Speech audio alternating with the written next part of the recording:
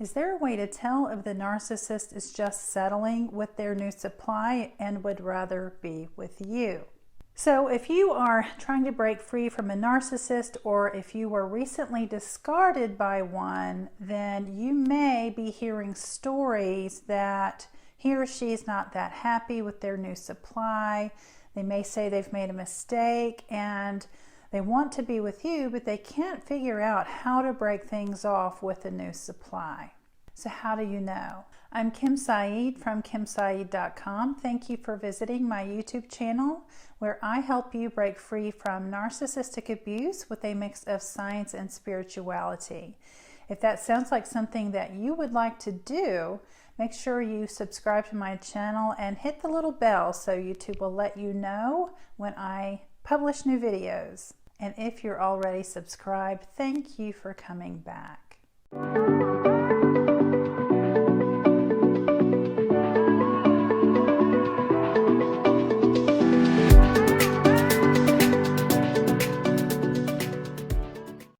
All right, so how can you tell if the narcissist really wants to be with you, but they can't seem to break away from the new supply? So the narcissist might be telling you, yeah, I made a mistake and this new person isn't really working out. Maybe they convinced you to be friends after the two of you broke up or after they discarded you, and now you're hearing all about the new supply and how things aren't working out, and they're trying to figure out a way to get back with you.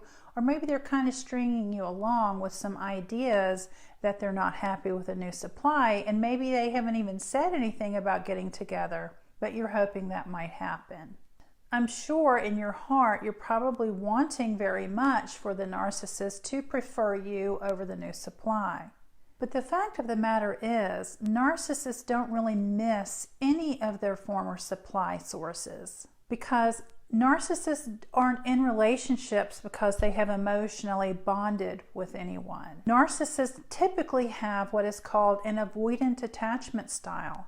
So even though you have bonded with them and you're very much in love with them, they never felt that feeling towards you. They may have felt a little differently in the very beginning of your relationship when they were love bombing you. That's because narcissists also become addicted to the biochemicals that they receive when they're in that love bombing phase. And that's based on the fact that you don't really even know who they are yet. So when they're love bombing you, typically you are reflecting back to them things that they want to believe about themselves. You don't know yet that they're a pathological liar. You don't know that they're a flaming cheater. You don't know that they're going to be getting credit cards in your name or anything like that. You are falling in love with them and you're whispering sweet nothings and you're making them feel really good about themselves. But the thing about narcissists is usually those love chemicals wear off after a while. And because they've been doing this over and over, the tolerance phase is a lot shorter for them than it might be for us. So unlike you and I, where we get through a honeymoon phase with a partner and then we develop into something a little stronger, narcissists don't do that. Once the honeymoon phase is over for them, they're done. The only reason they end up staying is because they have been able to determine at that point what it is you can offer them. A lot of times this is money, security in the form of letting them live with you, or maybe you have quit your job and moved in with them. And a lot of times they can be very convincing about these things. It's all just a scheme to be able to control you.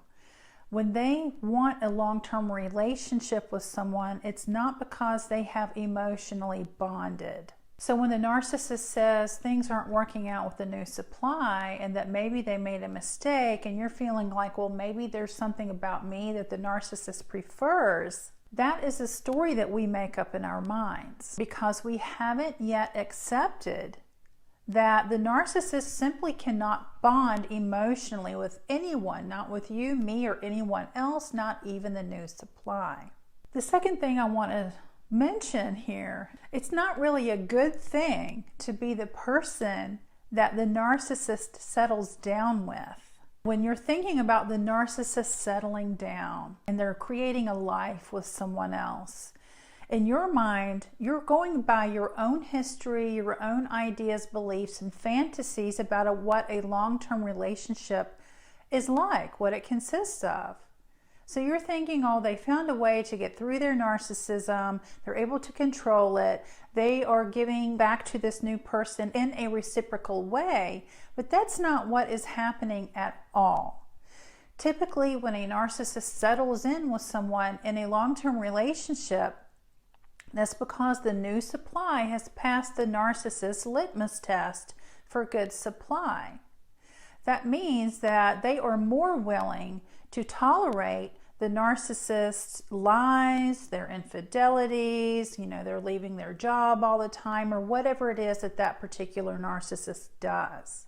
So being the one that the narcissist settles down with is by no means something to strive for or be jealous of. When a narcissist does reach out to you after they have secured new supply, it's important to remember that it's not because they're missing you or they really feel your absence in their life. When a narcissist starts reaching back out to you after they have secured new supply, it's because they are feeling some kind of insecurity in the form of, oh, well, they're not sure if the new supply can support them financially. They're not sure if the new supply has passed their test yet. Or maybe they thought the new supply could give them a really good image by association, and then they get into the relationship they thought. Another reason the narcissist might reach back out to you is because even though a narcissist might be considerably happy when they start love bombing a new person, they already understand that all relationships to them are doomed from the very start. They can go into the new relationship and enjoy the love bombing phase, but even while they're experiencing that, they understand that it won't last. So they're just getting out of it what they can in the moment. Maybe you feel like the narcissist has downgraded with the new supply. And in these moments, it's really important to understand that while some narcissists might enjoy being associated with someone of high caliber, such as a manager of an establishment or a professor or someone who they think has a lot of money, even that can only hold the narcissist over for so long. And I do hear that from a lot of people. Well, I feel like the narcissist downgraded. How come he or she doesn't want me back? I can't even wrap my mind around why the narcissist is even attracted to this new person. Certainly they're going to get tired of them really soon and come back to me. They're going to realize that I was the better partner or the best supply. We have got to remember that narcissists do not think the same way we do.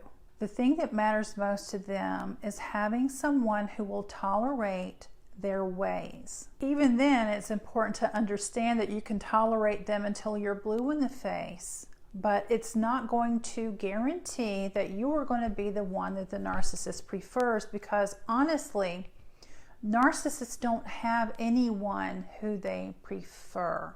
Narcissists have an extremely low threshold for boredom, and that's typically how it works with narcissists. The very things that they say they love about you in the beginning become the bane of their existence. They are going to be extremely aggravated by these things as time goes on, because that's their whole agenda, is to tear you down. So once they get bored and the love chemicals start wearing off and they see that, okay, this is a real person and not some movie that I've made up in my mind, that's when things start to unravel, because they haven't formed any bond with you.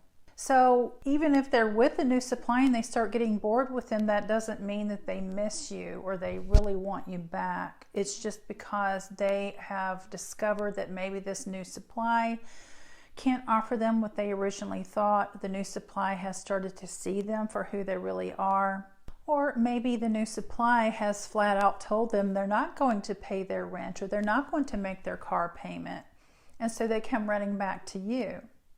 And if they do that, they might tell you, or they might make you believe that they're going to change their ways. If you bring up, well, the only way I'll take you back is if you promise not to cheat or you promise not to lie. And they might pretend to be on board with all of that.